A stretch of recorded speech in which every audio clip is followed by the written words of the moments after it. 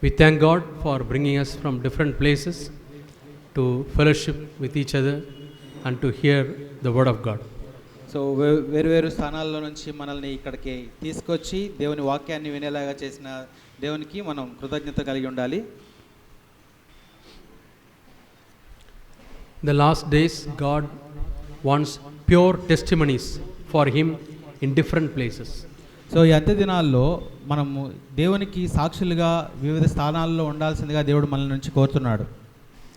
Brother, can you move this slightly because I'm not able to see the people. Yeah. Okay. That first, yeah. Thank you. Otherwise it will hide them also. Okay. Thank you. So we read in the book of Malachi. Malachi గ్రంథంలో చూసినట్లయితే The burden of God for the last days. ఈ అంత్య దినాల్లో దేవునికి కలిగి ఉన్న భారం గురించి మనం చూడొచ్చు. Malachi chapter 1 and verse 11. Malachi గ్రంథము 1వ అధ్యాయం 11వ వచనం. From the rising of the sun to the going down, my name shall be mighty. In all the places there will be people who will offer pure offerings, and my name will be mighty among the nations. Malachi గ్రంథం 1వ అధ్యాయం 11వ వచనము. తూర్పు దిశ మొదలుకొని పడమటి దిశ వరకు అన్ని జనులలో నా నామము ఘనముగా ఎంచబడును. సకల స్థలములలో ధూపమును పవిత్రమైన అర్పణను అర్పింపబడును. అన్ని జనులలో నా నామము ఘనముగా ఎంచబడునని సైన్యములకు అధిపతి యెహోవా సెలవిచ్చుచున్నాడు. God is getting offerings. No problem for that. దేవుడు అర్పణను పొందుతున్నాడు. But it is not pure offering. అయితే అవి పవిత్రమైన అర్పణలు కావు. The offering is we offer ourselves. నిజమైన అర్పణ ఏంటంటే మనల్ని మనం అర్పించుకోవాల్సింది. Are we offering ourselves as a pure offering? మనల్ని మనం దేవునికి పవిత్రమైన అర్పణగా అర్పించుకునే వారంగా ఉన్నామా? If we still have jealousy, envy, pride in our heart, మన హృదయంలో కోపము, అలాగే అసూయ, గర్వము ఇవి మన హృదయంలో ఉంచుకున్నట్లయితే, when I say pride, envy, I am telling what we realize after God gives light. మనం అసూయ, గర్వము అని నేను అంటున్నప్పుడు వాటి విషయంలో దేవుడు మనకి వెలుగు ఇవ్వాల్సిగా ఉంటుంది. If you have not received any light, మనం వెలుగు పొందుకోనట్లయితే pride is there, గర్వం అందులో ఉంటుంది మన హృదయంలో. but if you do not know that it is pride, అయితే అది గర్వం అని మనకు తెలియనప్పుడు then you are not responsible. దాన్ని బట్టి నువ్వేమి ప్రతిస్పందించు. That is called unconscious sin. దాన్ని మనకి తెలియకుండా మన హృదయంలో ఉన్నటువంటి పాపం అని చెప్తాం. God will ask us only for the conscious sin. దేవుడు మనల్ని మనకి తెలిసి మనం చేసే పాపాల గురించి మాత్రమే ప్రశ్నిస్తాడు. See, sometimes our children go to school. కొన్నిసార్లు మన పిల్లలు స్కూల్కి వెళ్తూ ఉంటారు. And they learn some words their classmates speak. So వాళ్ళు వాళ్ళ తరగతి గదిలో వాళ్ళ విద్యార్థులు మాట్లాడే విషయాలను వీళ్ళు కూడా మాట్లాడుతూ ఉంటారు. And when they come home, they speak to their sisters or brothers. అక్కడ నేర్చుకుని వచ్చి ఇక్కడ వాళ్ళ సహోదరులతో మాట్లాడుతూ ఉంటారు ఆ మాటలు. As parents, we are shocked. ఆ మాటలు విని మనం ఆశ్చర్యపోతూ ఉంటాం. Oh, my son, how he is speaking this bad word. నా కొడుకు, నా కుమారుడు ఈ చెడ్డ మాటలు ఎలా పలుకుతున్నాడు అని. Where did he learn? ఎక్కడ ఈ విషయాలు నేర్చుకుని వచ్చాడు? So you call your small son and ask, what is the meaning of the word? So ఆ పిల్లాన్ని పిలిచి మనం అడుగుతాం, ఏంటి నువ్వు అన్న మాట అర్థం ఏంటి? He says, I don't know, mommy. ఆ మాట అర్థం నాకు తెలియదు అంటాడు అతను. He doesn't know the meaning. దానికి అతను అర్థం తెలియదు అతనికి. Just because somebody said, he is repeating. So ఎవరో చెప్పారు, అది నేర్చుకుని వచ్చి దాన్ని మళ్ళీ పలుకుతున్నాడు. Then it is not a sin for him. అది అతనికి పాపంగా ఎంచబడదు. Because he doesn't know that it is wrong. ఎందుకంటే అది పాపం అని తెలియదు అతనికి. Suppose now you say, you should not repeat that word, it is a bad word, God's children will not speak. కాబట్టి ఇప్పుడు నువ్వు గనక ఇది తప్పు మాట, నువ్వు ఇది మాట్లాడకూడదని నువ్వు చెప్పిన తర్వాత, after that if he repeats, ఆ తర్వాత కూడా అతను మళ్ళీ దాన్ని కొనసాగిస్తాడు. it is a sin for him. అప్పుడు అతనికి అది తప్పుగా, పాపంగా ఎంచబడదు. Because you have given some light on that. ఎందుకంటే ఆ పాపం అనే విషయం మీద నువ్వు అతనికి కొంత వెలుగునిచ్చావు. Yeah, after getting light, if he continues to sin, that becomes sin.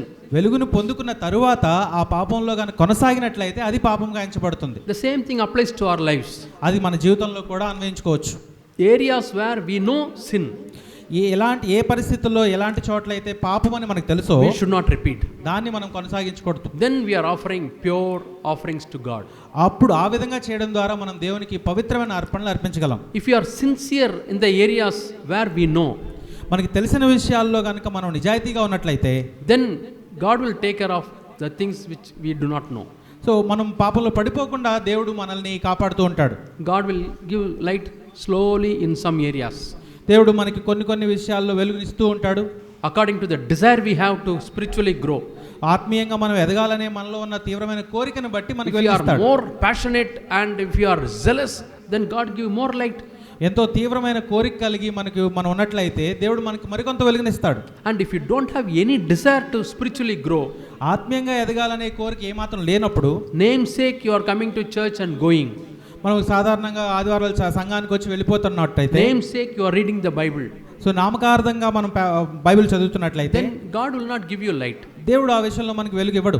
because you are not interested. ఎందుకంటే నీకు ఆసక్తి లేదు. That's why the Bible says in Luke Gospel, అదే లూకాసు వార్తలో అదే చెప్తున్నాడు ఇక్కడ దేవుడు. he who has more will be given, ఎవరికైతే ఎక్కువ ఉంటుందో వారికి మరి ఎక్కువగా ఇవ్వబడుతుంది. and he who doesn't have, whatever he has will also be taken. లేని వారి దగ్గర నుంచి ఉన్నది కూడా తీసివేయబడుతుంది. So are we having the zeal for God, దేవుని గురించి ఆసక్తిని కలిగి ఉన్నామా, మనం love for God, ప్రేమ కలిగి ఉన్నామా, a desire to grow spiritually?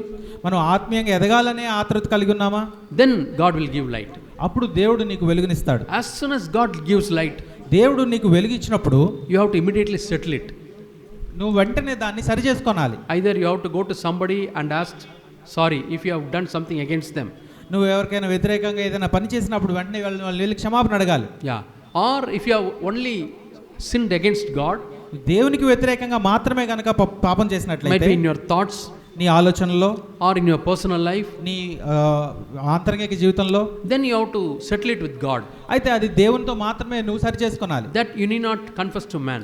అది మనుషులకి నువ్వు వెళ్ళి చెప్పాల్సిన పని లేదు. There are some churches, అది కొన్ని సంఘాలు ఉన్నాయి, and they believe వాళ్ళు ఏం నమ్ముతారంటే, any sin you have to confess in the church, ఏ పాపమైనా కానీ నువ్వు సంఘంలో ఒప్పుకోనాలి అని చెప్తారు. then only God will forgive you. అప్పుడు మాత్రమే దేవుడు మిమ్మల్ని క్షమిస్తాడు. What a sad thing it is. అది ఎంత విచారకరమైన విషయం.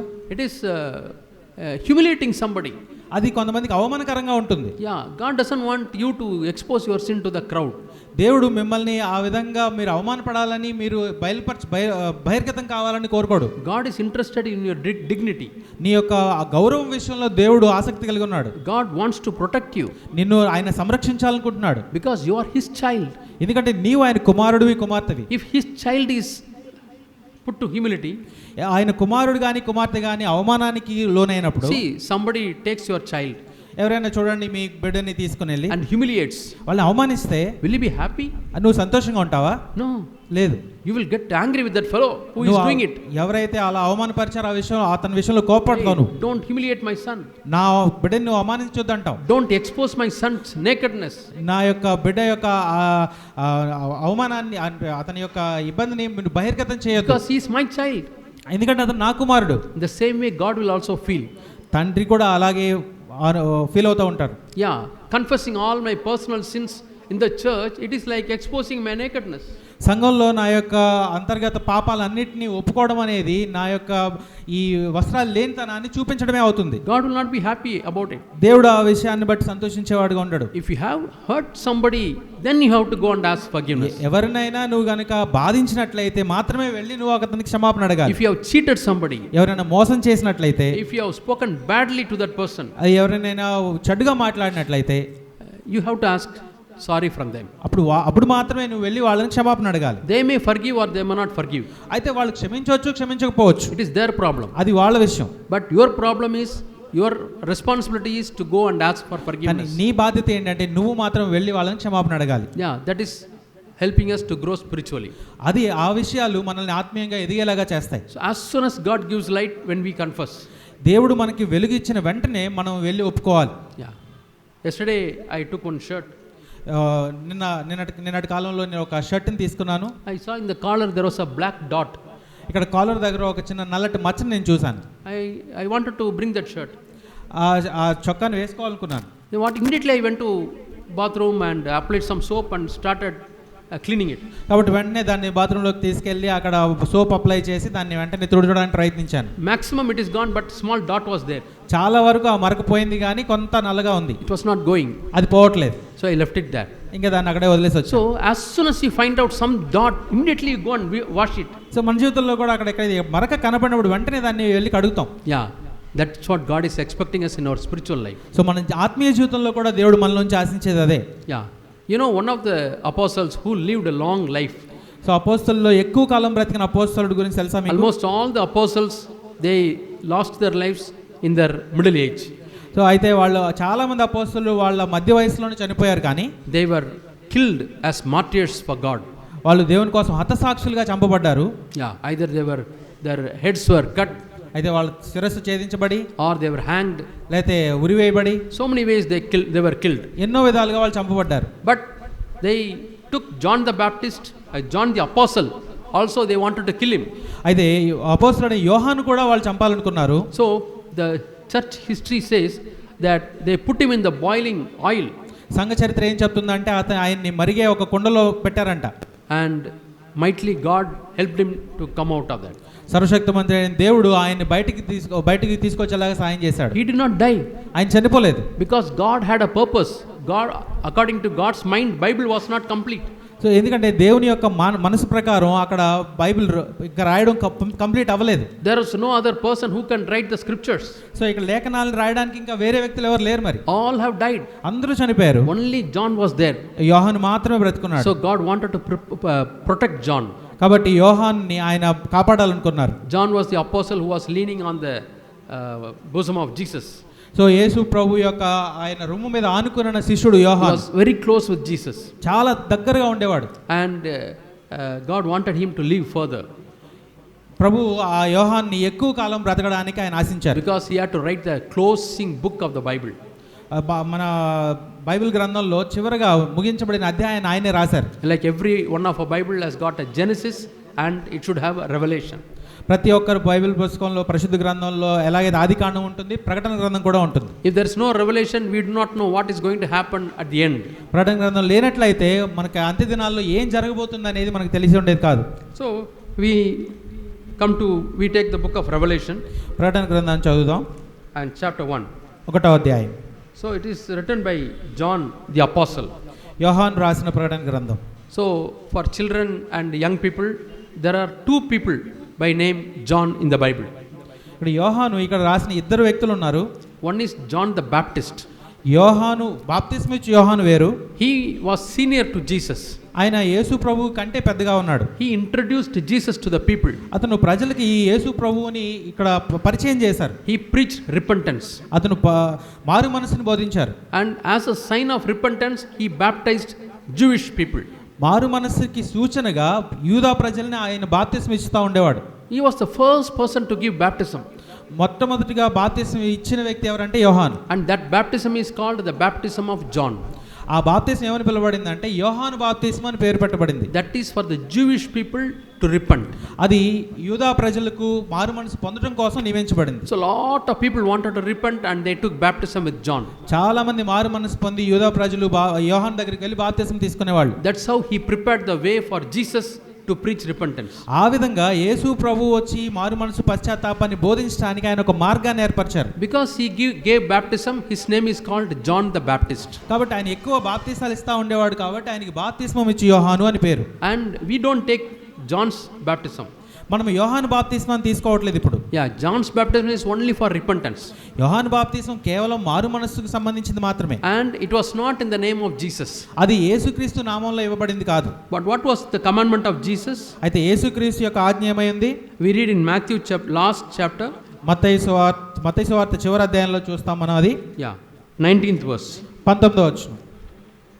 Therefore you go into all nations and make them disciples, baptizing them in the name of the Father, Son and the Holy Spirit. 28వ అధ్యాయం 19వ వచనము. కాబట్టి మీరు వెళ్ళి సమస్త జనులను శిష్యులనుగా చేయడి, తండ్రి యొక్కయు కుమారుని యొక్కయు పరిశుద్ధాత్మ యొక్కయు నామములో వారికి బాప్తిస్మం ఇవ్వండి. So this is the baptism commanded by Jesus Christ. యేసుక్రీస్తు చేత ఆజ్ఞాపింపబడిన బాప్తిస్మం ఇది. And there are some verses in the book of Acts. మనకి అపోస్తల కార్యాలలో కూడా కొన్ని వచనాలు ఉన్నాయి. They say they gave baptism in the name of Jesus. యేసు నామములో బాప్తిస్మం ఇవ్వండి అని ఉంటుంది అక్కడ. Why? ఎందుకని?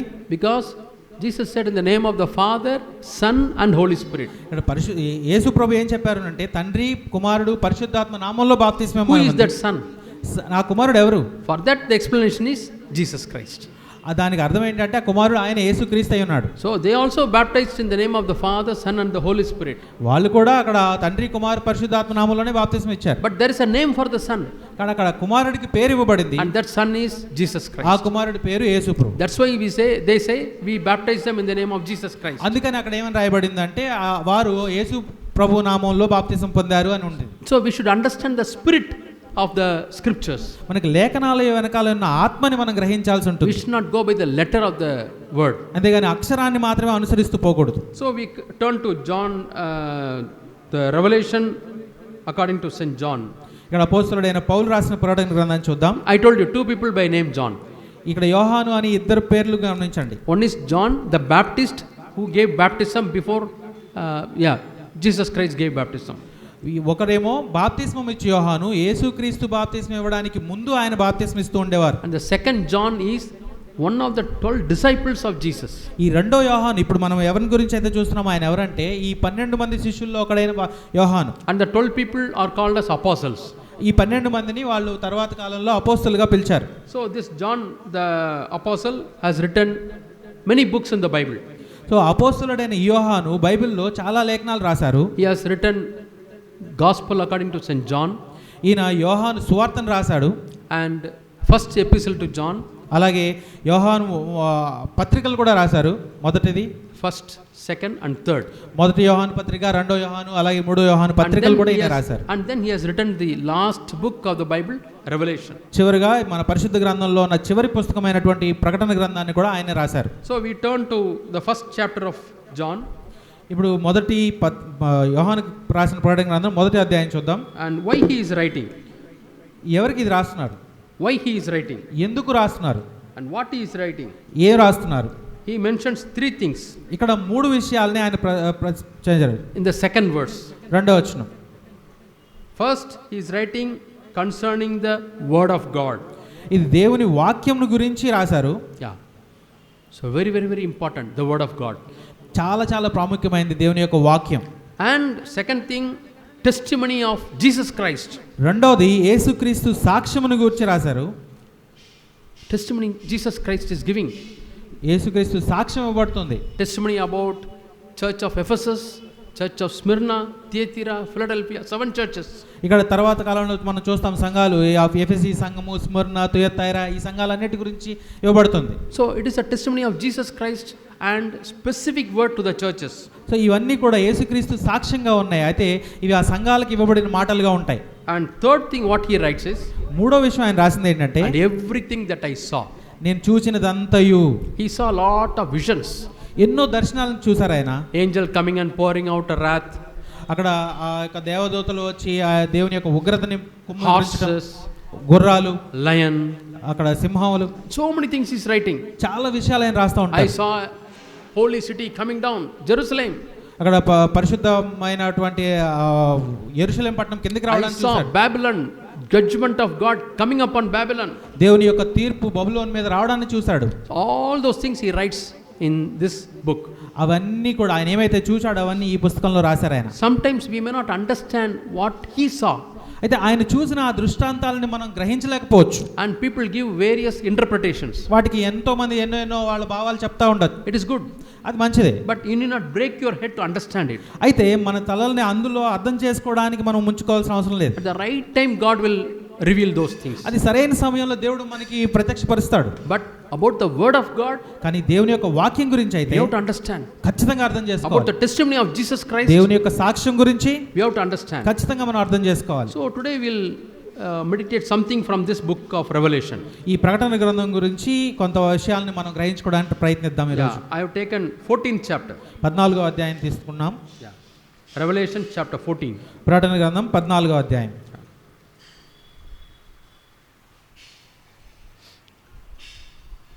And we read in the 13th verse. 13వ వచనం చూసినట్లయితే Revelation 14 and verse 13. ప్రకటన గ్రంథం 14వ అధ్యాయం 13వ వచనం. Yeah. What does he say? అక్కడ ఏమని చెప్పబడింది? I'll read it in English and you can read it in And I heard a voice from heaven saying to me, Write, blessed are the dead who die in the Lord from now on. Yes, says the Spirit, that they may rest from their labors. అంతటా ఇప్పటి నుండి ప్రభువునందు మృత్యునందు మృతులు ధన్యులని వ్రాయమని పరలోకం నుండి ఒక స్వరము చెప్పగా వింటిని. నిజమే, వారు తమ ప్రయాసములు మాని విశ్రాంతి పొందుదురు, వారి క్రియలు వారి వెంట పోవునని ఆత్మ చెప్పుచున్నాడు. And their works follow them. వారి క్రియలు వారి వెంట పోవును. Yeah. 3 things he is writing in this verse. 3 విషయాలు ఇక్కడ వచనంలో రాయబడి ఉన్నాయి. Blessed are those who die in the Lord. ప్రభువునందు మృతులైన వారు ధన్యులు అని రాయబడింది. Yeah. So die in the Lord means who make a good ending of their lives. చనిపోయారు, మరణించారు అని అంటే దాని అర్థం ఏంటంటే వారి జీవితాలకి సరి అయినటువంటి అంతాన్ని ఇచ్చారు వాళ్ళు. Many people end their life in a bad way. చాలా మంది కూడా వాళ్ళ జీవితాలని చాలా చెడ్డగా ముగిస్తూ ఉంటారు. When I was studying my BTech, నేను బీటెక్ ఇంజనీరింగ్ చదువుకునేటప్పుడు I studied in a place called Coimbatore. Coimbatore అనే ప్రదేశంలో నేను చదువుకుంటా ఉండేవాడిని. And we used to have some prayer cell.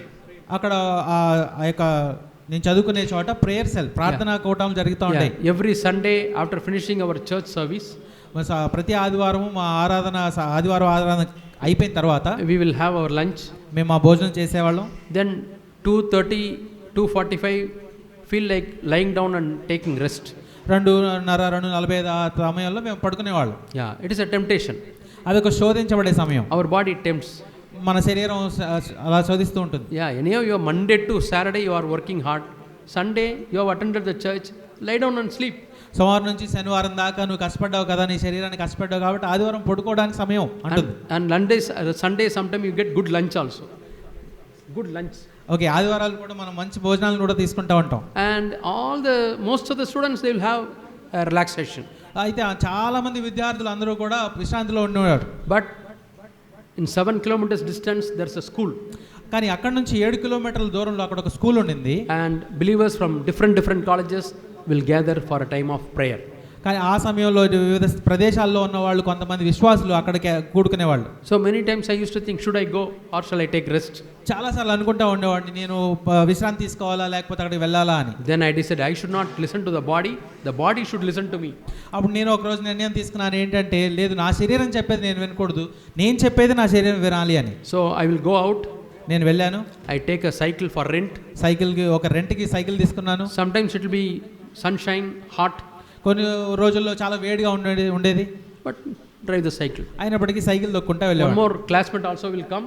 నాతో పాటు నా తోటి విద్యార్థి కూడా వచ్చేవాడు. Take him and double the effort, drive the cycle.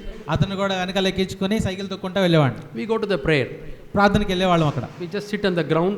అక్కడ ఒక గ్రౌండ్ ఉండేది ప్రదేశం. Not big revelation and all. అక్కడేమీ మాకు ప్రత్యక్షతలు ఏమీ లేవు. In this week, how was my spiritual life? అయితే మేము మా ఆత్మీయ జీవితంలో నుంచే మాట్లాడుతూ ఉండేవాళ్ళం. I will share. దాన్ని నేను పంచుకునేవాడిని. Next student will pray for me. నా పక్కన ఉన్న ఇంకొక విద్యార్థి నా కోసం ప్రార్థన చేసేవాడు. And he will share. అతను వాక్యాన్ని పంచుకునేవాడు. Next student will pray for him. ఆ తర్వాత ఆ పక్కన ఉన్న విద్యార్థి అలా చేసేవాడు. Like that we all spend some time in praying for each other. ఆ విధంగా మేమందరం కొంత సమయాన్ని గడిపి అందరం ఒకరికొకరు ప్రార్థన చేసుకునేవాళ్ళం. That really builds a fellowship. అక్కడ ఆ విధంగా సహవాసం అనేది బలపడింది. We know about each other. మేము ఒకరినొకరు ఎరిగి ఉన్నాం అప్పుడు. And then for 10 or 15 minutes some word one of us share. ఆ విధంగా 10-15 నిమిషాల తర్వాత మాలో ఎవరో ఒకరు ఈ వాక్యాన్ని పంచుకునేవాళ్ళు. There was one student from another college, he used to attend. ఆ విధంగా వేరే కాలేజ్ నుంచి ఒక విద్యార్థి ఉన్నాడు, అతను వాక్యాన్ని పంచుకునేవాడు. Quite some time he was coming regularly. చాలా కాలం పాటు అతను రెగ్యులర్గా వచ్చేవాడు. And suddenly he stopped coming. ఒక అకస్మాత్తుగా ఒకరోజు అతను రావడం ఆపేశాడు. I went and asked him, why you are not coming to the prayer? నేను వెళ్ళి అడిగాను, ఎందుకు మీరు రావట్లేదు అని. He said, who is the God in the Old Testament? అతను అడిగాడు ఏంటంటే పాత నిబంధనలో దేవుడు ఎవరు అని అడిగాడు. Will God ask somebody to kill? ఆయన దేవుడా ఇతరులని చంపమని అనేవాడు. See, lot of doubts devil has put in his mind. So అతని మనసులో అపవాది ఎన్నో అనుమానాలను పెట్టాడు. I can't believe that God. కాబట్టి నేను ఆ దేవుడిని నమ్మను. Oh, we felt very sad. ఎంతో విచారకరం అది. Who deceived you? ఎవరు నిన్ను మోసం చేశారు? He was in contact with somebody and somebody has confused him. ఇతను వేరే ఎవరితోనో ఆ కాంటాక్ట్ లో ఉన్నాడు, అతను వీళ్ళని గందరగోళం చేశాడు. Anything which confuses your mind. మన మనసుని ఎవరైనా కలవరం చేసినది ఏదైనా కానీ. Anything which pulls you away from God. దేవుడి నుంచి దూరంగా నిన్ను తీసుకెళ్లే ఏదైనా కానీ. Anything which pulls you away from the people of God. దేవుని యొక్క ప్రజల నుంచి నిన్ను దూరం చేసే ఏదైనా కానీ. Immediately run away from that place. వెంటనే ఆ ప్రదేశం నుంచి పారిపో. Yeah, John says don't even wish them. యోహాను ఏం చెప్తున్నాడంటే వాళ్ళని పలకరించడం కూడా వద్దంటున్నాడు. Yeah, first we wish them, అప్పుడు ముందు పలకరిస్తావు, and then talk to them. వాళ్ళతో మాట్లాడతావు. So John knows that everybody wishes and then talks. So యోహానుకి తెలుసు పలకరించే వాళ్ళంతా ఖచ్చితంగా మాట్లాడతారు తర్వాత. So he says in the first step itself is stop, don't wish them. కాబట్టి మొదటి స్థానంలోనే ఆపేయమన్నాడు, వాళ్ళని అసలు పలకరించొద్దు అని. The other fellow says he is not respecting, let him think and go. So వాళ్ళు ఏమంటారు, అతను అసలు ఈ గౌరవం ఇవ్వట్లేదు అని అన్నప్పుడు అన్నా కానీ పారిపో. Because otherwise you are polluting your mind. ఎందుకంటే అతను వచ్చి నీ హృదయాన్ని పాడు చేస్తాడు, You are polluting your spirit.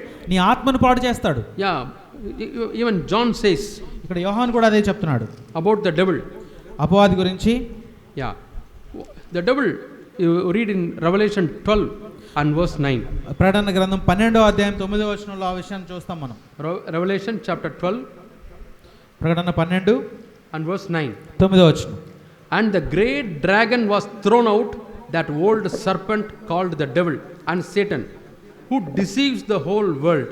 కాగా సర్వలోకమును మోసపుచ్చుచు అపవాది అనియు సాతాననియు పేరు గల ఆది సర్పమైన ఆ మహాఘట సర్పము ప్రడద్రోయబడెను. And Peter is writing about the devil in one place. ఈ అపవాది గురించి పేతురు కూడా ఒక చోట మాట్లాడుతున్నాడు. Yeah, he writes in chapter 5 and verse 8. పేతురు 5వ అధ్యాయం 8th verse. 8వ వచనం. Yeah, First Peter chapter 5 and verse 8. మొదటి పేతురు 5వ గ్రంథం 5వ అధ్యాయం 8వ వచనం. Be careful, be vigilant, because your opponent, the devil, is roaring like a lion to find out whom he may devour. నిబ్బరమైన బుద్ధి కలవారే మెలకువగా ఉండడి, మీ విరోధి అయిన అపవాది గర్జించు సింహము వలె ఎవరిని మింగుదునా అని వెతుకుచూ తిరుగుచున్నాడు. So there are two pictures God is giving, John is giving, Peter is giving. ఇక్కడ రెండు దృశ్యాలు మనకి ఇవ్వబడుతున్నాయి. యోహాను మరియు పేతురు రెండు చిత్రాలను మీకు ఇస్తున్నారు. One is devil is like a lion. ఒకటి ఏంటంటే ఈ సాతాను అపవాది సింహంగా ఉన్నాడు. Another one, devil is like a serpent. మరొక చోట ఇదే సాతాన్ని సర్పంగా చూపించారు. The devil directly comes and attacks. ఈ అపవాది ఒకేసారి వచ్చి మన మీద అటాక్ చేస్తాడు. But in Garden of Eden, devil did not attack Adam and Eve. అయితే ఆ ఏదెను తోటలో ఆదాము అవ్వల మీద ఈ సాతాను అటాక్ చేయలేదు. Yeah, he was there in the tree. అక్కడ ఒక చెట్టు మీద ఉన్నాడు. He would have wished Adam and Eve. ఆదాము ఈవుల్ని చూస్తా ఉన్నాడు. First only Eve was there. ఎందుకంటే వాళ్ళు మాత్రమే ఉన్నారు అక్కడ. And Eve also started wishing. అక్కడ అవ్వ కూడా అతన్ని విష్ చేసింది, పలకరించింది. How are you? Had your breakfast? ఎలా ఉన్నావు, టిఫిన్ చేసావా? Yeah, somebody said the devil, serpent was speaking. అంటే అక్కడ ఆదాం సాతాను మాట్లాడతాడు. It was having legs and hands. అక్కడ చేతులు కాళ్ళు కూడా ఉన్నాయి సర్పంగా ఉన్నటువంటి ఆ సాతానికి. How do we know that? ఏ విధంగా నీకు తెలుసు అది? Because when the Lord God cursed the snake, he said, hereafter he will walk in your stomach. ఎందుకంటే అక్కడ దేవుడు ఆ సర్పాన్ని శపించాడు, నువ్వు ఇక్కడ నుంచి పొట్ట మీద పాకుతావు అని. So that time it underwent some changes. అంటే ఆ టైంలో ఆ సమయంలో దానికి శరీరంలో కొన్ని మార్పులు వచ్చి ఉంటాయి పాముకి. Till then it was eating very good food and all. అంటే అప్పటి వరకు కూడా మంచి ఆహారం తీసుకుంటూ ఉండేదేమో. But when God cursed, he said you will lick the dust. ఎప్పుడైతే పాముని శపించాడు దేవుడు, నువ్వు మన్నుని నాకుతావు నీ నాలుగుతో అని. So serpent there comes to deceive. ఆ విధంగా ఆ సర్పము ఆ అవ్వని మోసం చేయడానికి వచ్చింది. But lion comes to attack. అయితే ఇక్కడ సింహం ఏంటంటే నిన్ను నీ మీద అటాక్ చేయడానికి వస్తుంది. Lion will not talk, it will directly attack. ఇక్కడ ఈ సింహం నీతో పలకరించదు, మాట్లాడదు, వచ్చి వెంటనే నీ మీద పడి నిన్ను చీల్చేస్తుంది. So sometimes in many of the North India and other places and all, devil instigates people and they attack. ఉత్తర భారతదేశంలో మనం చూస్తూ ఉంటాం, చాలా చోట్ల అపవాది మనుషుల్ని ప్రేరేపించి వాళ్ళు ఈ క్రైస్తవుల మీద వచ్చి మీద పడి అటాక్ చేసేలాగా. Odisha గ్రహాం stains attack. ఒరిస్సాలో గ్రహాం స్టైన్ మీద ఒక అటాక్ జరిగింది. గ్రహాం స్టైన్స్ అండ్ హిస్ 2 children. ఆయన ఇద్దరు పిల్లలు, గ్రహాం స్టైన్ మరియు ఇద్దరు పిల్లలు, ఫిలిప్ అండ్ తిమోతి. అలాగే ఫిలిప్ తిమోతి వాళ్ళ ఇద్దరు పిల్లలు, వాళ్ళ మీద అటాక్ జరిగింది. వై? ఎందుకని? Because devil wants to use that to threaten other missionaries. ఎందుకంటే అక్కడ అపవాది వాళ్ళ మీద అటాక్ చేయడం ద్వారా మిగిలిన మిషనరీస్ ని భయపెట్టాలనుకున్నాడు. Somehow he wanted to stop the work of God. ఏదో విధంగా దేవుని యొక్క పనిని అక్కడ ఆపాలని అతని ప్రయత్నం. So devil is instigating people's mind. ఆ విధంగా మనుషుల యొక్క మనస్సుల్ని అతను ఉద్రేకపరుస్తూ ఉంటాడు, రెచ్చగొడతా ఉంటాడు. We need not become angry with the people. మనం మనుషుల మీద కోపడాల్సిన పని లేదు. We have to pray for them. వారి కోసం ప్రార్థన చేయాలి. Lord, deliver them from the power of darkness. ప్రభువా వారిని అంధకారం నుంచి వారిని విడుదల చేయండి అని మనం ప్రార్థించాలి. Deliver them, Lord, from the influence of the devil. అపవాది యొక్క ప్రభావంలో నుంచి వారిని బయటపడేయండి అని మనం ప్రార్థించాలి. So here the devil comes as a deceiver. అయితే ఇక్కడ అపవాది మోసగాడిలాగా వస్తున్నాడు. For that he has got some agents. దానికోసం అతని దగ్గర పని వాళ్ళు ఉంటారు. అతని దగ్గర They will create confusion. వాళ్ళు మీకు కలవరాన్ని పుట్టిస్తూ ఉంటారు. We have to be very careful. కాబట్టి మనం ఎంతో జాగ్రత్త కలిగి ఉండాలి. So this boy was confused. కాబట్టి ఆ వ్యక్తి మనం మాట్లాడుకున్న అతను ఎంతో గందరగోళానికి లోనయ్యాడు. Second step, he was deceived. తర్వాత అతను మోసపోయాడు. He said, I can't believe God. అతను ఏం చెప్పాడంటే నేను దేవుడు నమ్మనని చెప్పాడు. We don't know how to help him and counsel him. So మాకు అర్థం కాలేదు అతను ఎలా సలహా ఇవ్వాలి, ఎలా తీసుకురావాలి అని. One day he was coming out. అది ఒక రోజు బయటకు వస్తా ఉన్నాడు. Got into the bus. ఒక బస్ ఎక్కి ఉన్నాడు. Bus was packed with people. అక్కడ బస్ నిండా జనాలు ఉన్నారు అక్కడ. He was trying to climb in the front stairs. అదే మెట్లు ఎక్కి పట్టుకోవాలని లోపలికి ఎక్కాలనుకున్నాడు. Bus started. బస్సు బయలుదేరిపోయింది. He slipped and fell down. వెంటనే పడిపోయాడు అతను జారిపోయి. And the wheel rolled on his head. వెనకాల చక్రం అతని తల మీదుగా వెళ్ళిపోయింది. He died. చనిపోయాడు. How he died? ఎలా చనిపోయాడు? Without faith he died. అయితే విశ్వాసం లేకుండా చనిపోయాడు. In a deception he died. ఒక మోసంలో చనిపోయాడు. I used to think, Lord, he had a good start, but he is deceived. నేను ఆలోచిస్తూ ఉండేవాడిని అతను మంచిగానే మొదలు పెట్టాడు కానీ తర్వాత మోసపోయాడు. So can we say that he died in the Lord? మనం చెప్పగలమా అతను మరణం దేవునిలో మృతి పొందాడని చెప్పగలమా? No, he did not die in the Lord. లేదు, ప్రభువునందు అతను మృతి పొందలేదు. It's a very sad thing. ఎంతో విచారకరమైన విషయం అది. I had a teacher. మాకు ఒక స్కూల్లో మాకు ఒక టీచర్ ఉండేవారు. And she is a good child of God. ఆమె మంచి దైవభక్తురాలు. His son was going to the garden, the back. వాళ్ళ బిడ్డ కూడా ఇలాగా నడుచుకుంటూ వెళ్తా ఉన్నాడు. Small boy. చిన్న కుమారుడు. And a snake bit him. అతని పాము కరిచింది. It's a very poisonous snake. ఎంతో విషపూరితమైన పాము అది. And it took some time for them to come to the hospital and admit him. హాస్పిటల్కి తీసుకొచ్చారు, వెంటనే అడ్మిట్ చేశారు. Doctors said proper medicine is not there. The poison started going to his brain. So డాక్టర్లు ఏం చెప్పారంటే మంచి అవసరమైనటువంటి మందులు లేవు అని అన్నారు. ఈ లోపు ఈ విషయం తలకెక్కేసింది. The poison is completely mixed in the body. మొత్తం శరీరం అంతా పాకిపోయింది. They said they can't save this boy. ఇంకేమీ చేయలేము, మీ బిడ్డను మేము రక్షించలేమని చెప్పారు. And mother and father, they were crying on the bed. ఆ తల్లిదండ్రులు ఆ బిడ్డ యొక్క మంచం దగ్గర పడి ఏడుస్తా ఉన్నారు. He was so happy. కానీ అతనేమో చాలా సంతోషంగా ఉన్నాడు. Mommy, why are you crying? ఎందుకు మీరు ఏడుస్తున్నారు అంటున్నాడు. See, angels are coming and calling me. అగో దేవదూతలు వస్తున్నారు, నన్ను పిలుస్తున్నారు అంటున్నాడు. Are you not able to see? నేను వాళ్ళని చూస్తున్నాను అంటున్నాడు. How beautiful it is. ఎంత అందంగా ఉందని చెప్తున్నాడు. Mommy, I am going. అమ్మ నేను వెళ్తున్నాను వాళ్ళ దగ్గరికి అని చెప్తున్నాడు. Then he died. ఆ విధంగా అతను చనిపోయాడు. He died in the Lord. అతను ప్రభువునందు మృతి పొందాడు. There was another senior Anna. మాకు ఒక సీనియర్ ఉండేవాడు, ఒక అన్న. He was an engineer. అతను engineer. And he had a liver cancer. అతనికి లివర్ క్యాన్సర్ వచ్చింది. And he became sick. ఆ విధంగా ఆయన చనిపోయాడు. Took treatment but it could not help him. అతను ట్రీట్మెంట్ తీసుకున్నాడు కానీ బ్రతకలేదు. His elder brother is a pastor in some other place. అతని యొక్క తమ్ముడు ఇంకొక స్థలంలో అతను పాస్టర్గా ఉండేవాడు. So he took the phone. అతను ఫోన్ తీసుకున్నాడు. He talked to his elder brother. అతని అన్నతో మాట్లాడుతూ ఉండేవాడు. అన్నా I am going to the father. నేను కాలేజ్కి వెళ్తున్నాను. Hey, what are you telling? I am going to the father. Okay, నేను తండ్రి దగ్గరికి వెళ్తున్నానని ఫోన్ చేశాడు. Yeah, I am going to my home, eternal home. నా నిత్యత్వంలో ఉన్నటువంటి నా ఇంటికి వెళ్తున్నాను అన్నాడు. Time has come. సమయం వచ్చేసింది. No, I am coming. ఏమంటున్నావు? లేదు నేను వస్తున్నాను ఉండు అని అన్నాడు. Anna, before you come, I will go. అన్న నువ్వు వచ్చే లోపే నేను వెళ్ళిపోతాను. I just wanted to say bye. నేను కేవలం నీకు బాయ్ చెప్పడానికి ఫోన్ చేశాను. Meet you in heaven. పరలోకంలో కలుద్దామని చెప్పాడు. See what a boldness he had got. ఎంత ధైర్యంగా అతను కలిగి ఉన్నాడు. And he called his wife, son and daughter. అలాగే ఆయన భార్యని పిల్లల్ని పిలిచాడు.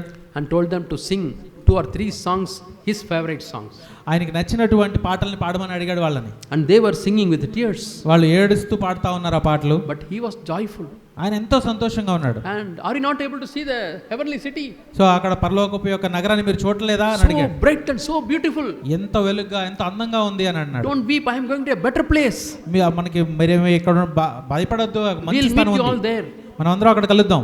That was his end. He died. ఆ విధంగా అతను మరణమయ్యాడు. That's why in Isaiah we read, the death of a righteous man is very pleasing in the sight of God. ఆ విధంగా మన యెషయాలో చదువుతాం ఏంటంటే నీతిమంతుని యొక్క మరణం దేవుని దృష్టిలో ఎంతో ఉత్తమమైంది. Yeah, there are many people I have known who have met the Lord the death time. చాలామంది నాకు తెలుసు వాళ్ళు మృతి పొందినప్పుడు దేవుణ్ణి కలిశారు వాళ్ళు. Yeah, my mother used to tell a story. మా తల్లిగారు మాకు ఒక కథ చెప్తా ఉండేవాళ్ళు. What happened? అది జరిగింది. Yeah, her father's mother and her mother's mother. ఆమె తల్లి గారి అమ్మ, అలాగే వాళ్ళ తండ్రి గారి అమ్మ.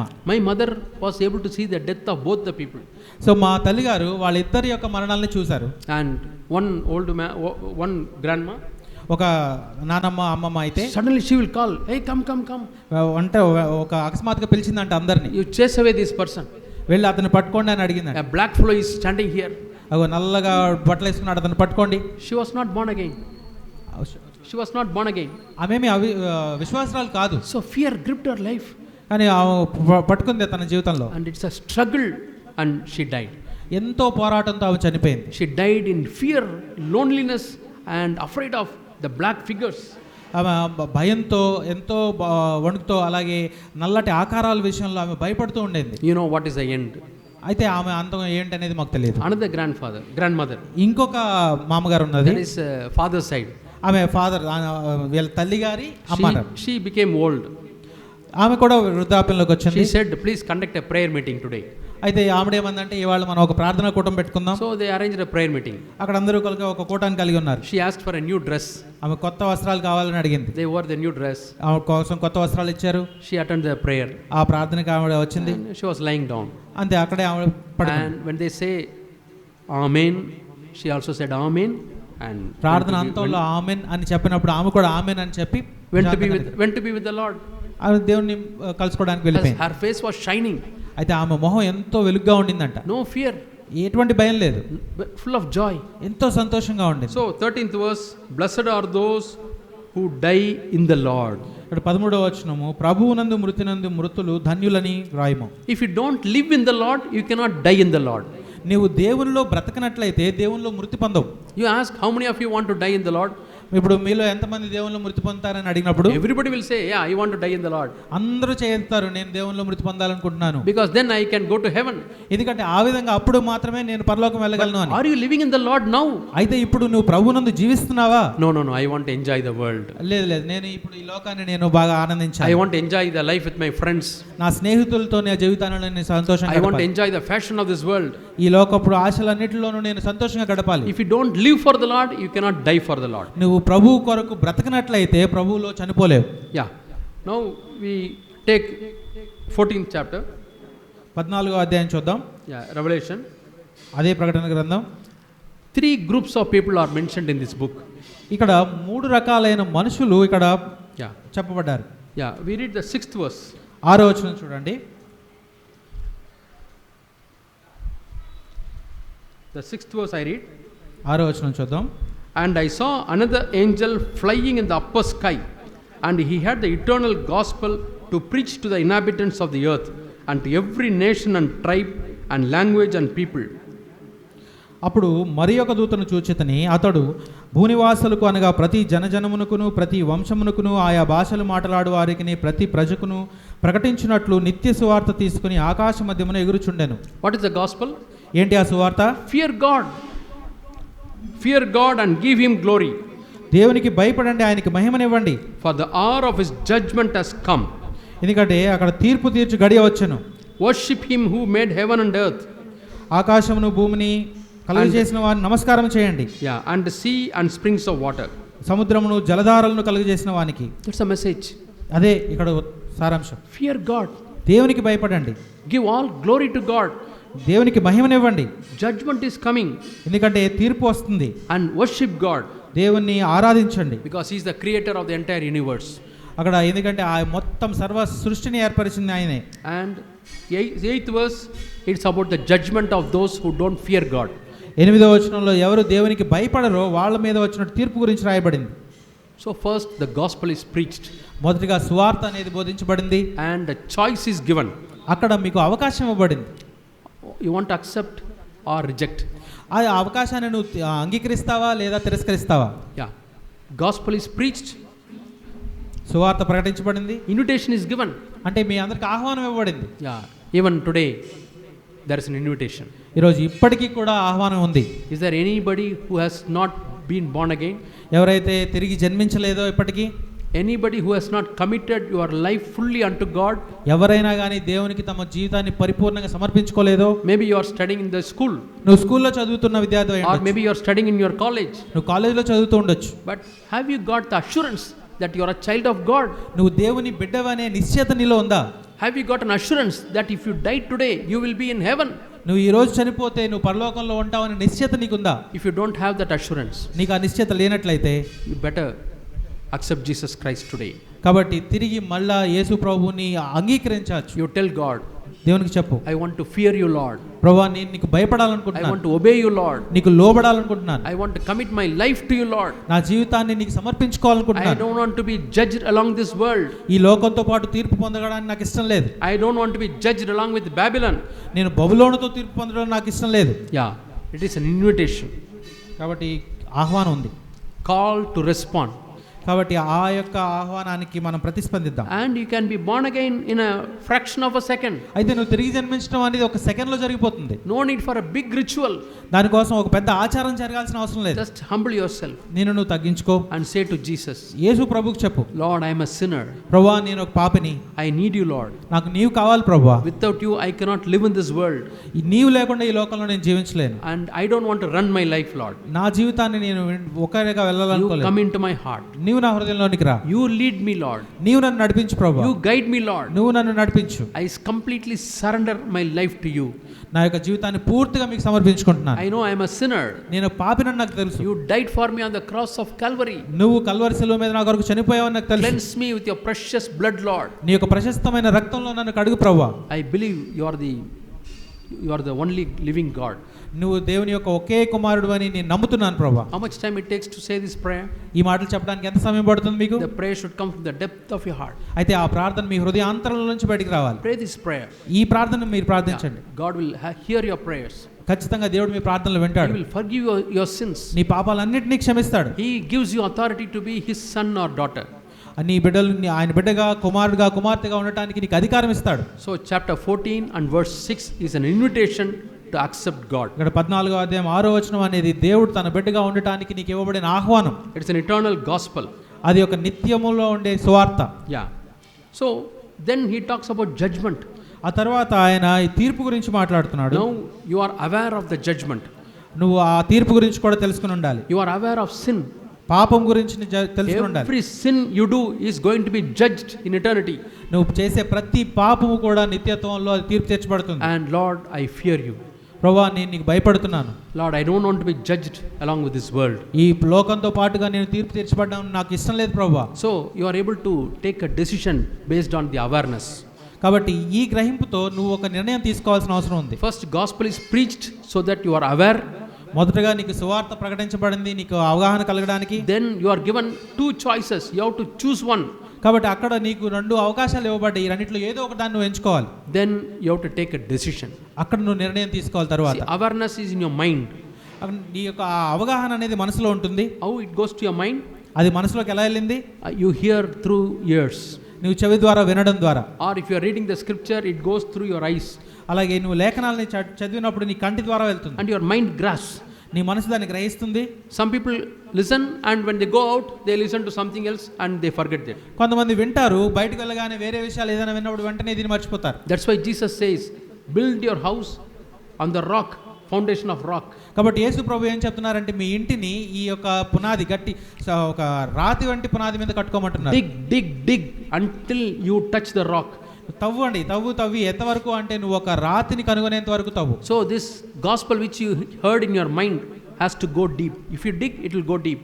నువ్వు విన్నటువంటి ఆ సువార్త అది లోపలికి వెళ్ళాలి, లోపలికి వెళ్ళాలి. It will go to your emotions. నీ యొక్క భావాల్లోకి వెళ్ళాలి. And what do you feel in your emotion? నీ యొక్క భావాల్లో, ఎమోషన్స్ లో ఏం ఫీల్ అవుతావు? Lord, I am very sorry that my sins also crucified you in Jesus in the cross. నీ పాపాన్ని బట్టి ప్రభువా అవును నిన్ను నేను అక్కడ సిలువ మీద నేను సిలువేశాను నిన్ను. I am very sorry, Lord. నన్ను క్షమించు ప్రభువా. Please forgive me, Lord. నన్ను క్షమించు ప్రభువా. That is called godly sorrow. అది దైవ చిత్తానుసారమైన దుఃఖం అంటుంది. That is not there, you are not born again. అది లేనట్లయితే నువ్వు తిరిగి జన్మించలేదు. We read that in 2 Corinthians chapter 7. మనం 2 కొరింథీయులకు రాసిన పత్రిక 7వ అధ్యాయంలో చూస్తాం అది. 2 Corinthians chapter 7. కొరింథీయులకు రాసిన 2వ పత్రిక 7వ అధ్యాయము 2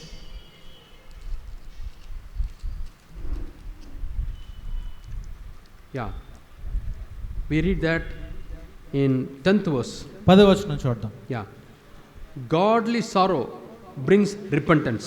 దైవ చిత్తానుసారమైన దుఃఖము రక్షణార్థమైన మారు మనసు కలుగు చేయను. But worldly sorrow brings death. అది ఈ మారు మనసు లోక సంబంధమైన దుఃఖము మరణమును కలుగు చేయను. What's the worldly sorrow? లోక సంబంధమైన దుఃఖం ఏంటి? My friend is having silk saree, I am not having. నా స్నేహితురాలకు ఉన్నటువంటి మంచి దుస్తులు నాకు లేవు. My friend is having iPhone, I am not having. నా ఫ్రెండ్కి ఒక ఐఫోన్ ఉంది, నాకు లేదు. Yeah, he is having Apache bike, I am not having. నా ఫ్రెండ్కి ఒక అపాచీ బైక్ ఉంది, నాకు లేదు. Our parents, లేకపోతే వాళ్ళ parents, their children have gone to US, my son has still is in India. Parents అనుకుంటారు వాళ్ళ బిడ్డలు ఏమో అమెరికా వెళ్ళారు, మా so many worldly sorrows may be there. ఇవి ఈ లోక సంబంధమైనటువంటి దుఃఖాలు. If you are worrying about this worldly things, it will bring death to your life. ఈ లోకానుసారమైన దుఃఖాలను మాత్రమే నువ్వు కలిగి ఉంటే అది మరణాన్ని తీసుకొస్తుంది. Yeah, some part of your spiritual life is dying. Some part of your spiritual life is dying. So ఆ విధంగా మీ యొక్క ఆత్మ సంబంధమైన జీవితం కొంత మరణానికి లోనవుతుంది. You are going back. నువ్వు వెనక్కి దిగజారిపోతున్నావు. So let us have godly sorrow. కాబట్టి మనం దైవ చిత్తానుసారమైన దుఃఖాన్ని Lord, I am not as humble as that brother. ఆ బ్రదర్ లాంటిలా నేను లేను. Lord, I am not as zealous as that sister. ఆ బ్రదర్కు ఉన్నటువంటి ఆసక్తి నాకు లేదు. I want to grow, Lord. నేను ఇంకా పెరగాలి ప్రభువా. That is godly sorrow.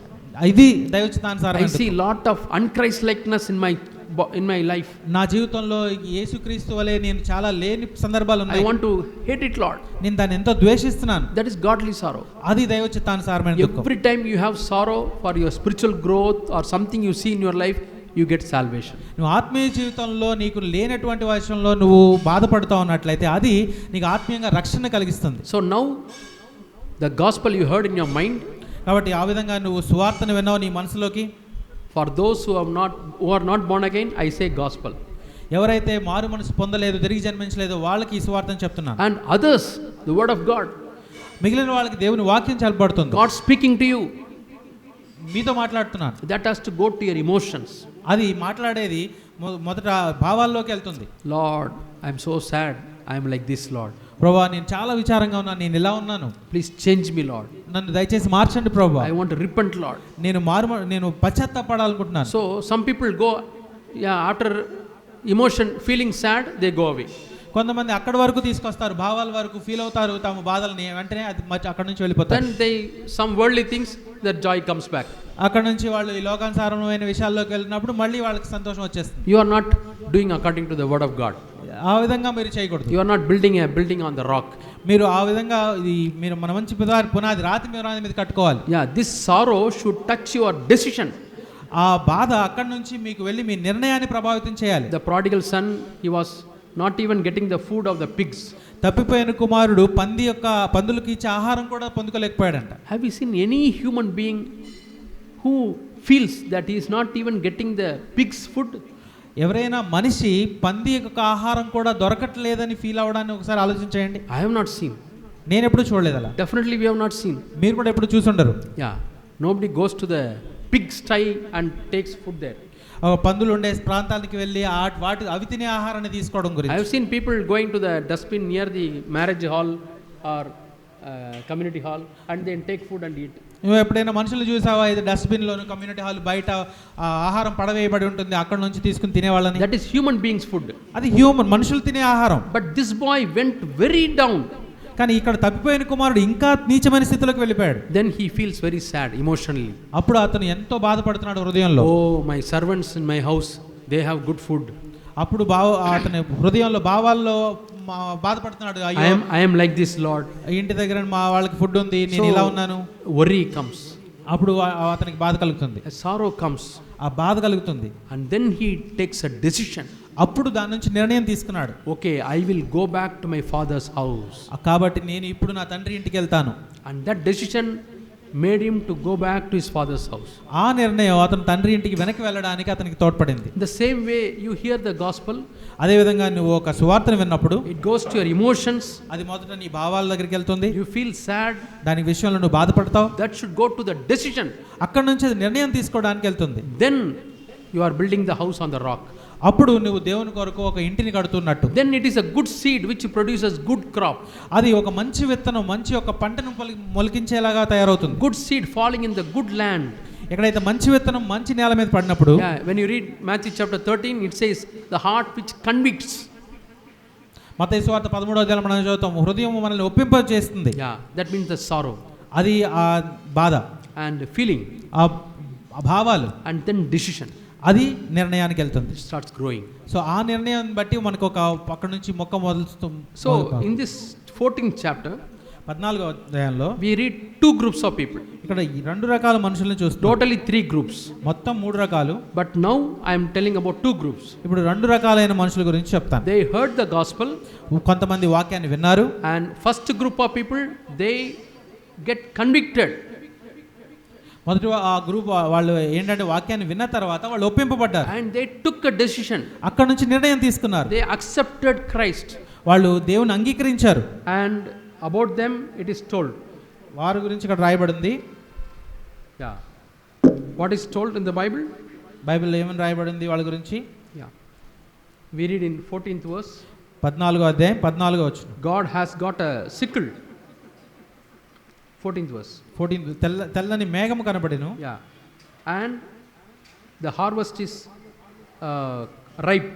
15th verse. Okay, వాడిగల కొడవలి పట్టుకుని అక్కడ ఆ పంటని కోయడం చూస్తూ ఉంటాం మనం. Time came for harvesting. అక్కడ పంట అనేది పంట చేతికి వచ్చిన సమయాన్ని మనం చూస్తాం. And harvest was done. అక్కడ కోతకాలం వచ్చింది, పంటను కోయడం జరుగుతుంది. It is the harvest of grain. అది grain means it may be rice or wheat. అది పంట కోతకాలం అంటే అది పంట అంటే ఇది వరి అవ్వచ్చు, మరి ఇంకేదైనా. In Andhra means we can say Andhra punni. ఆంధ్రాలో అయితే అది మన వరి. North India it may be wheat. అది ఉత్తర భారతదేశంలోకి వెళ్తే అది గోధుమ పంట or barley or some crop. ఏదో ఒక పంట. And it was fully grown. బాగా పెరిగింది. The good seed fell on the good ground, good soil. ఆ మంచి విత్తనం మంచి నేల మీద పడిన తర్వాత started growing, పెరగడం మొదలుపెట్టింది. giving yield 30, 60, 100%. అది 30, 100, 30 అంతలు, 60 అంతలు, 100 అంతలుగా పండింది. according to the ability. ఆ విధంగా పండిన తర్వాత and now it is harvested. ఇప్పుడు కోతకాలం వచ్చింది. and all the chaff are removed. This grain is taken to the godown. ఆ పొట్టునంతా తీసేసిన తర్వాత ఆ పంట ఏదైతే ధాన్యాలు ఉన్నాయో అవి తీసుకురాబడతాయి. This is one group of people. ఈ వీళ్ళంతా ఒక రకమైన ఒక గుంపు. They are taken to heaven. వీళ్ళు పరలోకానికి తీసుకెళ్ళబడతారు. Blessed are those who die in the Lord. ప్రభువునందు మృతి పొందిన వారు వీళ్ళు. There is second group of people. రెండో గుంపు ఉన్నారు. Again 18th verse, one angel is coming with a sickle. 18వ వచనంలో కూడా మనం ఇంకొక దూత రావడం చూస్తాం. And he now cuts the grapes. ఇక్కడ ఆ కొడవలు పట్టుకొని అక్కడ కూడా ఆ పంటను కోస్తా ఉంది దేవదూత. Do you know when they cut the grapes, where they take it? ఆ పంట కోయబడినప్పుడు ఎక్కడికి తీసుకెళ్తుంది? They put it in a place like this. ఇలాంటి ఒక ప్రదేశంలో పెడతారు ఆ పంటని. And they all tread it. దాన్ని అంత తొక్కుతారు అన్నమాట. అంటే వరిని గడితో సహా తొక్కుతూ ఉంటారు. With their leg వాళ్ళ కాళ్ళతో తొక్కుతూ ఉంటారు. tread it. Okay. And it's all crushed. ఈ ద్రాక్ష గెలల్ని కోసిన తర్వాత ద్రాక్ష గెలల్లోంచి రసం రావడానికి ఏం చేస్తారంటే అక్కడ కొంత ఒక తొట్టి లాంటి దాంట్లో వేసి అందరూ తొక్కుతూ ఉంటారు. దానిలో నుంచి రసం బయటకు వస్తుంది. And it is compared to the wrath of God. అది దేవుని యొక్క ఉగ్రతతో పోల్చబడింది. One place they gather the grain, happily the person is going. కొన్ని ఒక ప్రదేశంలో అయితే సంతోషంగా కోయబడిన ఆ పంట పరలోకం తీసుకెళ్లబడింది. He who sows with the tears ఎవరైతే goes happily with all the harvest. దుఃఖంతో విత్తిన వాళ్ళు సంతోషంతో ఆ పంటను తీసుకుని వెళ్ళిపోయారు. So God is very happy to take you to heaven. So దేవుడు నిన్ను పరలోకం తీసుకెళ్ళడానికి ఎంతో సంతోషంతో ఉన్నాడు. But you should have taken a decision to accept Jesus Christ. దానికోసం నువ్వు దేవుణ్ణి అంగీకరించడానికి నిర్ణయం తీసుకోవాలి. I'll read this 18th and 19th verse. 18, 19 వచనాలు చూద్దాం. Revelation 14, 18 and 19. ప్రకటన గ్రంథం 14వ అధ్యాయం 18, 19 వచనాలు. Another angel who had authority over fire came from the altar. He called out in a loud voice to the one who had the sharp sickle and said, "Thrust in your sharp sickle and gather the clusters of grapes from the earth's vine, for its grapes are fully ripe." And the angel took the sickle and gathered the earth's vine, threw it into the great winepress of the wrath of God, and the winepress was trampled. 18వ వచనం. మరి ఒక దూత బలిపీఠము నుండి వెడలి వచ్చెను. ఇతడు అగ్ని మీద అధికారము నొందినవాడు. ఇతడు వాడి అయిన కొడవలి గల వారిని గొప్ప స్వరంతో పిలిచి, భూమి మీద ఉన్న ద్రాక్ష పండ్లు పరిపక్వమైనవి, వాడి అయిన నీ కొడవలి పెట్టి దాని గెలలు కోయమని చెప్పాను. కాగా ఆ దూత తన కొడవలి భూమి మీద వేసి భూమి మీద ఉన్న ద్రాక్ష పండ్లను కోసి దేవుని కోపమును ద్రాక్ష పెద్ద తొట్టెలో వేసెను. So, do you want to be a grain or do you want to be a grape? నువ్వు ఒక ధాన్యంగా ఉండాలనుకుంటున్నావా, ద్రాక్ష పండులాగా ఉండాలనుకుంటున్నావా? Who are these grapes? ఈ ద్రాక్ష గెలలు ఎవరు? Gospel was preached to them. వాళ్ళకు కూడా సువార్త బోధించబడింది. But they didn't bother to think about it. అయితే దాని గురించి పట్టించుకోవడానికి, ఆలోచించడానికి ఏమాత్రం ఆలోచన చేయలేదు. They did not believe that there is a judgment. తీర్పు ఉంటుందని దాన్ని విశ్వసించలేదు వాళ్ళు. And they did not accept Christ. యేసుక్రీస్తుని వాళ్ళు అంగీకరించలేదు. They rejected Christ. వాళ్ళు తిరస్కరించారు యేసుక్రీస్తుని. And what's the consequence? దాని యొక్క పర్యవసానం ఏంటి? Wrath of God. దేవుని యొక్క ఉగ్రత. Trampled by God. దేవుని చేత నలగొట్టబడ్డారు. That's what this verse says. అదే ఇక్కడ ఈ వచనం చెప్పబడుతుంది. So none of us should be like grapes. So మనలో ఎవ్వరము కూడా ఈ ద్రాక్ష గెలల్లాగా We ఉండకూడదు. should be like the grain. మనం ధాన్యంలాగా ఉండాలి. Grain offering. మన నైవేద్యంలాగా. Yeah. We should be like grain which are harvested and taken to the godown. పైరు పంటకు వచ్చినప్పుడు దాన్ని కోసి మనం దేవునికి అర్పించబడేలాగా ఉండాలి. Not like the grapes which are trampled. ఇక్కడ చెప్పబడిన ద్రాక్ష గెలలు తొక్కబడినట్లుగా ఉండాలి. Anger and wrath of God. దేవుని యొక్క ఉగ్రతకు లోనవ్వడం. So this is now we have seen two groups of people. ఇక్కడ రెండు గుంపుల్ని మనం చూసాం. One group just accepted Christ and ready to be taken. ఒక గుంపు ఏం చేశారంటే యేసుక్రీస్తుని అంగీకరించారు, దేవుని చేత తీసుకొని పోవడానికి సిద్ధపడ్డారు. They have taken a good decision. వాళ్ళు మంచి నిర్ణయం తీసుకున్నారు. How about you, my brothers and sisters? Have you taken this good decision? నీ సంగతి ఏంటి ప్రియమైన సహోదరి సహోదరుడా, నువ్వు మంచి నిర్ణయం తీసుకున్నావా? And the second group, రెండవ గుంపు, they have rejected Christ. దేవుణ్ణి తిరస్కరించారు వాళ్ళు. Brother, I have not taken any decision, you may say. నువ్వేమని చెప్పొచ్చు అంటే నేను ఎటువంటి నిర్ణయం తీసుకోలేదని చెప్పొచ్చు. Yes, you have taken a decision not to decide. అయితే నువ్వు ఇక్కడ నిర్ణయం ఏం తీసుకున్నావు అంటే దీని కోరిక లేకుండా ఉండే నిర్ణయాన్ని తీసుకున్నావు. That's also a decision. అది కూడా ఒక నిర్ణయమే కదా. I will not decide. నేనేమి నిర్ణయం తీసుకోను. That's a decision you have taken. ఆ నిర్ణయం నువ్వు తీసుకున్నావు. You say, brother, accepting Jesus, rejecting Jesus, I have not done, but I have not taken a decision. నేను యేసుక్రీస్తుని అంగీకరించాలా అంగీకరించకూడదా అనే నిర్ణయం నేను తీసుకోలేదు అంటూ ఒక నిర్ణయం తీసుకున్నాను. If anybody is there, I plead with you, take a decision to live for the Lord. అలా ఎవరైనా ఉన్నారేమో నేను బతిమాలుతున్నాను, దేవుని కొరకు ఒక నిర్ణయాన్ని తీసుకోండి మీరు. You may be young or old. నువ్వు యవనసుడివైనా ముసలివాడివైనా. Yeah, blessed is the man who ends his life in the Lord. ప్రభువునందు మృతి పొందిన మృతులు ధన్యులు. If you don't start in the Lord, you cannot end in the Lord. నువ్వు ప్రభువులో ఆరంభించినట్లయితే ఆ ప్రభువులో అంతం ముగించలేవు. We do not know when the end will come. ఎప్పుడు అంతం వస్తుందో మనకు తెలియదు. But we know today we can start. కానీ మనకేం తెలుసు అంటే ఈ రోజు మనం మొదలు పెట్టొచ్చని తెలుసు. I went to a house, I saw one script. ఒక ఇంటికి వెళ్ళినప్పుడు అక్కడ రాయబడిన వాక్య భాగాన్ని నేను చూశాను. Today is the first day of the rest of your life.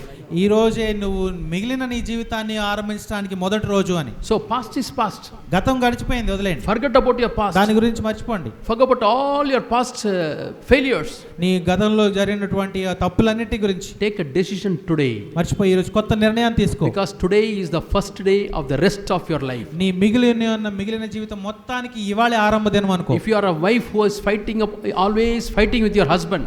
నువ్వు ఒక భార్యవై ఉండి ఎప్పుడు కూడా నీ భర్తతో పోట్లాడే దానివైతే. If you are a child always fighting with your parents. నీ తల్లిదండ్రులతో ఎప్పుడు పోరాడే ఒక కుమారుడు అయి ఉంటే. If you are a husband always fighting with your wife. నీ భార్యతో ఎల్లప్పుడూ పోరాడే భర్తగా నువ్వు ఉన్నట్లయితే. Today is the first day of the rest of your life. నీ మిగిలిన జీవితానికి మొత్తానికి ఈ రోజే ఆరంభ దినం అనుకో. Why can't you take a decision and live a better life for God? నువ్వు దేవుని విషయంలో ఒక నిర్ణయం తీసుకుని ఒక మంచి జీవితాన్ని ఎందుకు జీవించకూడదు? Thinking that there is a judgment. ఎందుకంటే ఆ యొక్క తీర్పు దినాన్ని గురించి పట్టించుకో. I am aware of the judgment. ఆ యొక్క తీర్పు దినాన్ని గురించి అవగాహన కలిగి ఉంటా. So I take a decision. కాబట్టి నేను నిర్ణయం తీసుకుంటాను ఈ రోజు. I want Jesus. యేసు ప్రభువు నాకు కావాలి. I want to live for him. ఆయన కొరకు నేను బ్రతకాలి. I want to live as a pure testimony to God. నేను పవిత్రమైన సాక్ష్యంగా దేవుని కొరకు బ్రతకాలి. Maybe in your place, in your city or in your village or in your nagar, so many people are living. నీ ఒక ప్రదేశంలో నీ గ్రామంలో ఎంతో మంది ప్రజలు నివసిస్తూ ఉంటారు. But God expects pure testimony from you. అయితే దేవుడు నీ నుంచి పవిత్రమైన సాక్ష్యాన్ని కోరుకుంటున్నాడు. Yeah. Now third group of people. ఇక్కడ మూడో గుంపు ఎవరంటే read it in the first verse. మొదటి వచనంలో, and with him 144,000 who had his father's name written on their foreheads. మరియు నేను చూడగా ఇదిగో ఆ గొర్రెపిల్ల సియోను పర్వతం మీద నిలబడి ఉండెను. ఆయన నామమును ఆయన తండ్రి నామమును నొసళ్ళ యందు లిఖింపబడి ఉన్న 144,000 మంది ఆయనతో కూడా ఉండేరి. Yeah. You may say, who are these 1,44,000 people?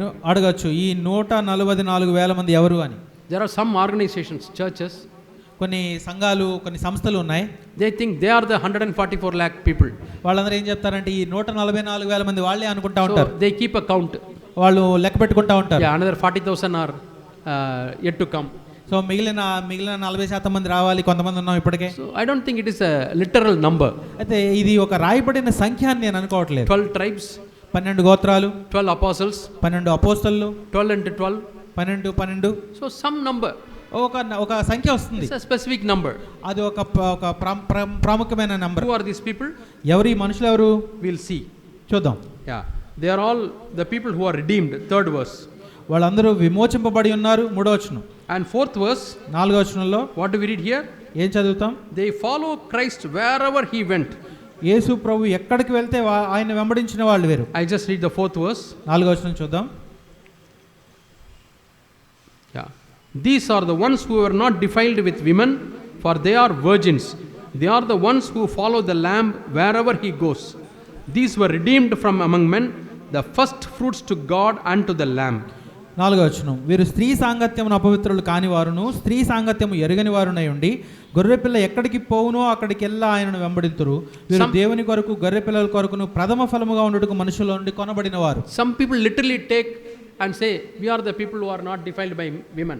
కొంతమంది అక్షరానుసారంగా దీన్ని తీసుకొని మేము ఏమంటారంటే స్త్రీల చేత మేము అపవిత్రులు కాలేదు అని అంటారు. So they don't get married.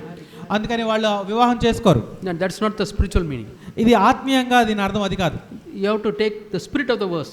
మనం ఇక్కడ వచనం వెనుక ఉన్నట్టు ఆత్మని మనం గ్రహించాలి. Here woman means there are many deceiving systems. ఇక్కడ స్త్రీ అని చెప్పబడింది ఏంటంటే ఎన్నో ఒక అపవిత్రమైనటువంటి వ్యవస్థలు ఉన్నాయి. False doctrines, తప్పుడు సిద్ధాంతాలు ఉన్నాయి. false systems, తప్పుడు వ్యవస్థలు ఉన్నాయి. false organizations. కొన్ని తప్పుడు సంస్థలు ఉన్నాయి. We are not defiled by that. వాటి చేత అపవిత్రపరచబడకూడదు అని అర్థం. We have the pure word of God. మనకి పవిత్రమైనటువంటి వాక్యం ఉంది. Yeah, Peter says, pure milk you drink. పేతురు ఏం చెప్తున్నాడంటే మీరు పవిత్రమైనటువంటి పాలను ఆపేక్షించాలి అని. Yeah. And then wherever the lamb goes, they follow. వీళ్ళు ఈ గొర్రెపిల్ల ఎక్కడికైతే వెళ్ళారో ఆ గొర్రెపిల్లను వెంబడిస్తా ఉన్నారు. This lamb is our shepherd. ఈ గొర్రెపిల్ల మన యొక్క షెపర్డ్ అయి ఉన్నాడు, అంటే గొర్రె కాపరి అయి ఉన్నాడు. కాపరి. Yeah, he is our shepherd. ఆయన మన కాపరి అయి ఉన్నాడు. He goes up the mountain. ఆయన కొండెక్కినప్పుడు very steep mountain, ఎంతో వాలుగా ఉన్న కొండెక్కినప్పుడు the lambs follow. వెనకాల ఉన్న గొర్రెలు కూడా wherever he goes they follow. అతను ఎక్కడికి వెళ్తే ఆ గొర్రెలు and a deep valley, ఎక్కడైనా లోతైన వ్యాలీ ఉంటే they also follow. ఆ వ్యాలీ ఆ గుంటలో కూడా వెళ్తాయి. fertile plain land, ఆ లోయలో నుంచి ఒక విశాలమైన స్థలంలో ఉంటే green pastures, పచ్చిక బయళ్ళు ఉన్నప్పుడు they walk there. అక్కడికి వెళ్తాయి. still waters, అక్కడ నీళ్లు మంచిగా ఉంటే they walk there. అక్కడికి వెళ్తాయి. wherever God leads, ఎక్కడికి మిమ్మల్ని ప్రభువు తీసుకెళ్తే easy path. ఓకే, ఒక సరళమైనటువంటి మార్గం. they have consecrated their life. వాళ్ళ జీవితాలని ఆయనకి అంకితపరుచుకున్నారు. they are not the people just heard the gospel, committed and waiting for going to heaven. వాళ్ళు ఈ సువార్తను విన్నారు, వాళ్ళ జీవితాలను అంకితం చేసుకున్నారు, వాళ్ళు పరలోకానికి వెళ్తారు. that we saw the first group according to chapter verse 14. ఈ 14వ అధ్యాయం 14వ వచనంలో ఇవ్వబడిన మొదటి గుంపు వాళ్ళు. but these people, కానీ వీళ్ళు ఎవరంటే they follow the lamb wherever he goes. గొర్రెపిల్ల ఎక్కడికి వెళ్తే దాన్ని అనుసరిస్తూ వెళ్ళిన వాళ్ళు వీళ్ళు. and they are the first fruits. వాళ్ళు ప్రథమ ఫలంగా తీసుకోబడ్డారు. first fruits. ప్రథమ ఫలం. what is the meaning of first fruits? ప్రథమ ఫలం అంటే ఏంటి?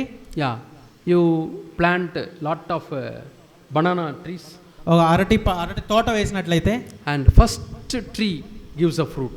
సో మొట్టమొదటి చెట్టు ఒక ఫలాన్ని ఇస్తుంది, and గెల. that you take it and give to God. So ఆ అరటి గెలను తీసుకుని నువ్వు దేవునికి ఇస్తావు. the first fruit is always best one, fresh one. So అది ప్రథమ ఫలంగా ఉంటుంది, అది ఎప్పుడు కూడా ఉత్తమమైనదిగా ఉంటుంది. yeah, I remember when I was a small boy, నేను ఒక చిన్న బిడ్డగా ఉన్నప్పుడు my father says he's the first fruit banana, full bunch. Okay, అరటి గెలని తీసుకుని మా నాన్నగారు, yeah, Tamil we say tar, గెల, అరటి గెల, yeah, and he cut it, దాన్ని కట్ చేసి and he kept it in the bedroom, తీసుకొచ్చి మా బెడ్రూమ్లో పెట్టేవాళ్ళం. and he says we want to give to God. దాన్ని దేవునికి ఇవ్వాలని మేము అనుకుంటేవాళ్ళం. and how can you give to God, I'll ask. నేను అడిగినవాడిని, ఇది దేవునికి ఎలా ఇవ్వగలం అని. no, we are giving to pastor.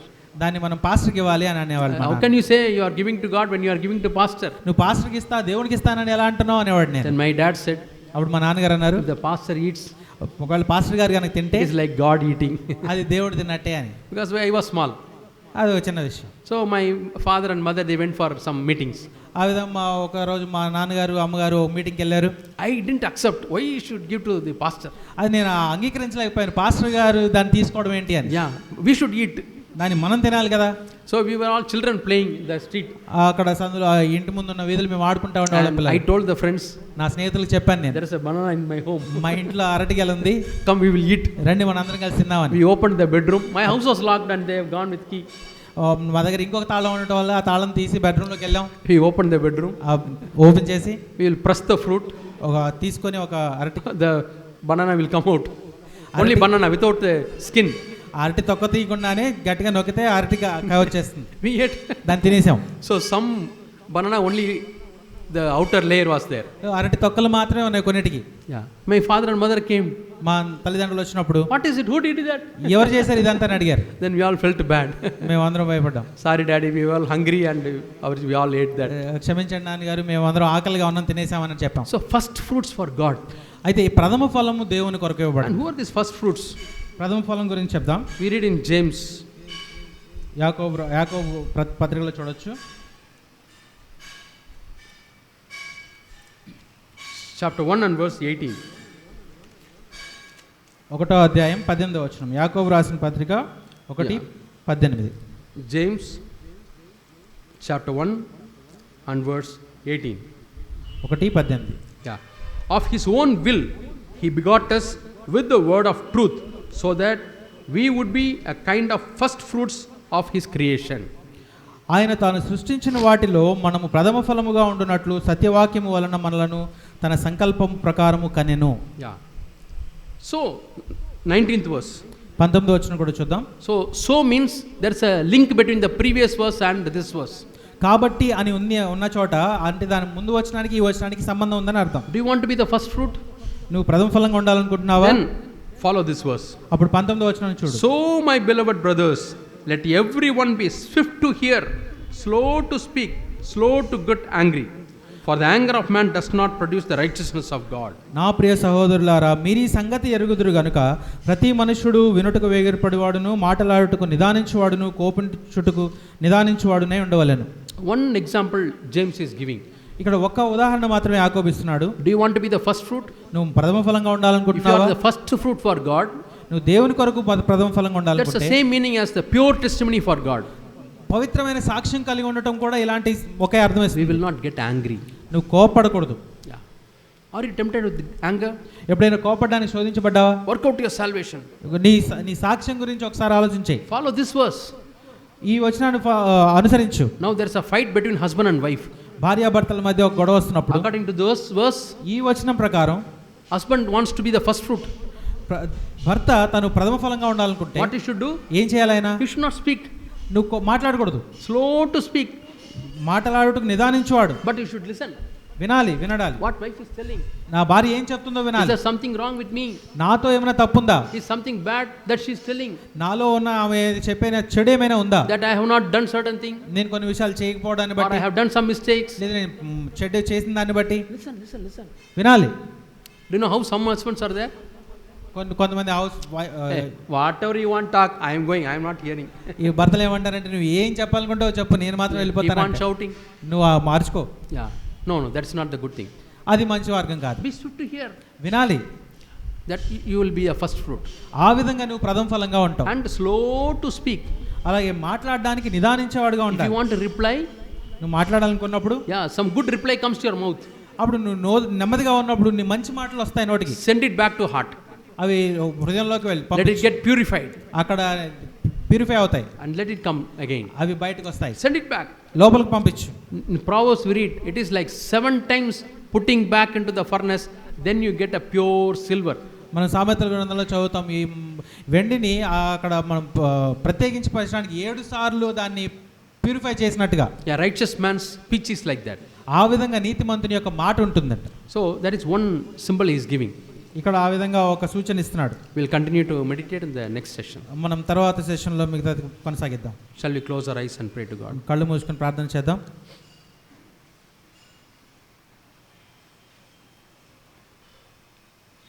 Our dear Heavenly Father, మా ప్రియ పరలోకపు తండ్రి, if anybody is there, Lord, who has not decided, we pray, Lord, now that they will take a decision to accept you as their Savior. ఎవరికైనా కోరిక ఇప్పటి వరకు లేని వాళ్ళు ఎవరైనా ఉంటే ప్రభా, వారి హృదయంలో ఒక నిర్ణయాన్ని తీసుకోవడానికి మీరు కోరికను కలిగించమని బ్రతిమాలుతున్నాం. We don't want any one of us to be like grapes, Lord. ఇక్కడ ఉన్న ఎవరు కూడా ఆ ద్రాక్ష గెలలుగా ఉండకూడదు ప్రభా. We want to be like grains, Lord. మేమందరం కూడా ధాన్యాలుగా ఉండాలి. And after taking a decision, నిర్ణయం తీసుకున్న తర్వాత rest of us, Lord, we want to be like the first fruits. మాలో ఉన్న ప్రతి ఒక్కరు ప్రథమ ఫలంగా మీకు ఉండాలి We ప్రభా. want to follow wherever you go, Lord. నువ్వు ఎక్కడికి వెళ్తే మిమ్మల్ని వెంబడించే వారంగా మేము ఉండాలి. We want to walk wherever you guide us, Lord. నువ్వు ఎక్కడికి మమ్మల్ని నడిపిస్తే మేము అక్కడికి వెళ్ళాలి With ప్రభా. a joyful heart. సంతోషం కలిగిన We హృదయంతో. don't want to murmur or grumble. మేము ఇక్కడ కొనిగే వారంగా సన్నిగా వారంగా ఉండకూడదు. In Jesus' name we pray. యేసు నామములో ప్రార్థిస్తున్నాం తండ్రి. Amen. ఆమేన్.